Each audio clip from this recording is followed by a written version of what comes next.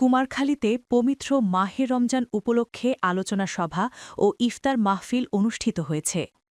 গতকাল সোমবার বিকেলে স্বেচ্ছাসেবী সংগঠন ড্রিম অ্যালাইভ সেন্টারের উদ্যোগে এবং লোটাস হাসপাতাল অ্যান্ড ডায়াগনস্টিক সেন্টার ও লোটাস চক্ষু হাসপাতালের আয়োজনে হাসপাতাল সংলগ্ন স্থানে এ আলোচনা সভা ও ইফতার মাহফিল অনুষ্ঠিত হয়। অনুষ্ঠানে লোটাস হাসপাতালের ব্যবস্থাপনা পরিচালক বিশ্বজিৎ কুমারের সভাপতিত্বে প্রধান অতিথি হিসেবে উপস্থিত ছিলেন কুষ্টিয়া ৪ আসনের সংসদ সদস্য মোহাম্মদ আফজাল হোসেন।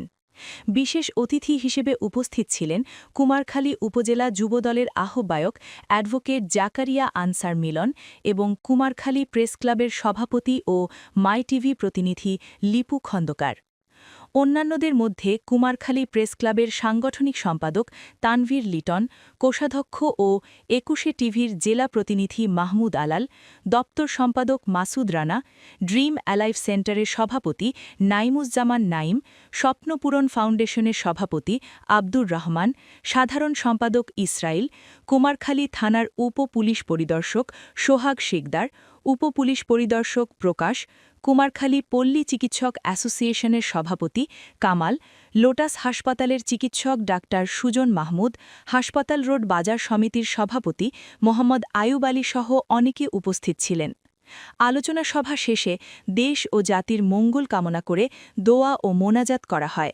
সেন্টারের ছোট ভাই নাইমের ওকেও কথা দিয়ে ফেলেছে, এজন্য আগে আসার জন্য আমি দুঃখিত, সবাই ক্ষমা সুন্দর দৃষ্টিতে দেখবেন।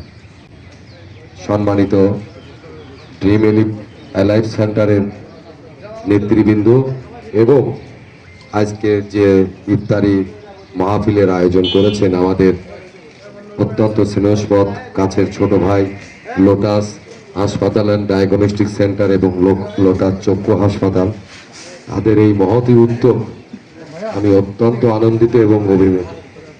কারণ আজকাল এইরকম সামাজিক সংগঠন এবং সেবামূলক প্রতিষ্ঠানের উদ্যোগে এরকম আয়োজন কিন্তু চোখে পড়ে না, যেটা বাস্তব কথা, সেটা বলতেই পারে।